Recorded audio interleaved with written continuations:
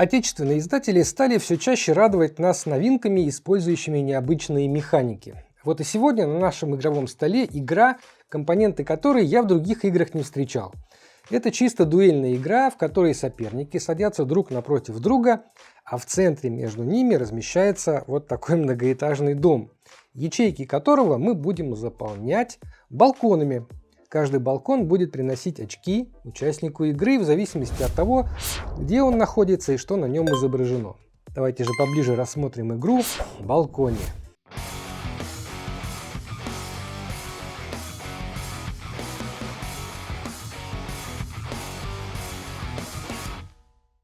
Помимо самого дома и кубиков с балконами, игрокам понадобятся вот такие жетоны с номерами. В начале игры вы их переворачиваете и, не глядя, случайным образом убираете 8 жетонов обратно в коробку. Эти номера соответствуют номерам балконов. Таким образом достигается разнообразие партий, поскольку состав балконов в каждой партии будет разным. Кроме того, вы случайным образом выбираете стартовый кубик с входной дверью и случайной стороной засовываете его в нижний центральный проем. С одной стороны эта дверь зеленая, а с другой розовая. В зависимости от этого один игрок становится розовым, а другой зеленым. На этом подготовка заканчивается, и вы готовы играть в игру «Балконе».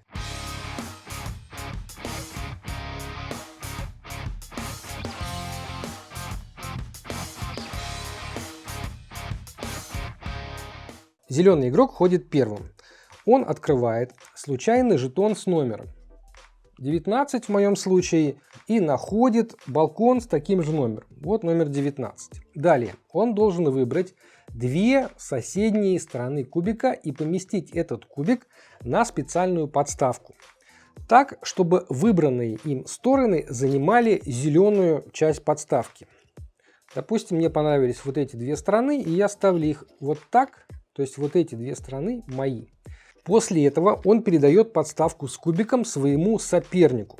А тот должен выбрать одну из сторон кубика, находящихся на его розовой стороне.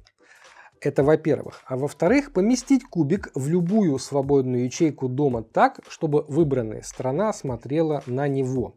При этом новый кубик должен соседствовать с любым уже имеющимся балконом дома. Ну, например, он поместит этот кубик, вот со своей стороны, он поместит его вот сюда. Таким образом, первый игрок выбирает две стороны для себя и одновременно две стороны для соперника. Но какая из этих двух сторон в итоге окажется в доме и где балкон будет находиться, выбирает соперник. Это, кстати, довольно интересный взгляд на механику I split you choose. Да? То есть я делю, ты выбираешь. После этого ход переходит сопернику. И теперь очередь розового игрока открывать жетон, выбирать кубик, выбирать стороны и передавать подставку зеленому игроку. И вот так постепенно наш дом заполнится 14 балконами плюс входная дверь, после чего начнется подсчет очков. Для этого в коробке у нас есть вот такой удобный блокнотик, в котором вы просто в каждом квадрате записываете получившиеся результаты в вашем доме. То, сколько очков принес тот или иной балкон. Я тут поставил балконы случайным образом, но думаю, для того, чтобы объяснить, как считаются очки, будет вполне достаточно. Начинаем с входной двери. Здесь у нас написано, что мы должны посчитать разницу между количеством птиц и количеством нот. И столько очков записать. Неважно, что будет больше. Главное, чтобы была какая-то разница. Давайте посчитаем. Вот у меня ноты. 1, 2, 3, 4, 5, 6. 6 нот. Теперь птицы. 1, 2, 3, 4, 5, 6, 7. Получается разница всего 1. Я ставил случайно, поэтому ничего удивительного. И вот мы единичку сюда вписываем. И дальше можно идти по порядку. Вот здесь написано, что мы получим 5 очков, если по соседству здесь не будет людей. Там нет людей, это хорошо. То есть мы получаем вот здесь 5 очков. Здесь коты нам ничего не дают, да, пустое место. Здесь мы получим 1 очко за каждого человека по соседству вот здесь. Но здесь у нас 2 человека вот тут, на балконе. Поэтому еще 2 очка здесь. Здесь какая-то злая ворона. Она, видимо, людей совсем не любит. И мы получим 1 очко за каждый тайл вот в этом ряду, в котором нет людей. Нет людей у нас 1, 2, 3 в 3 тайлах, поэтому мы записываем 3. Здесь мы получаем 2 очка за любой цветок, но находящийся вот здесь, да, ну этот я случайно ставил, я бы, конечно, его по-другому куда-нибудь влепил. Получается 0 очков в данном случае.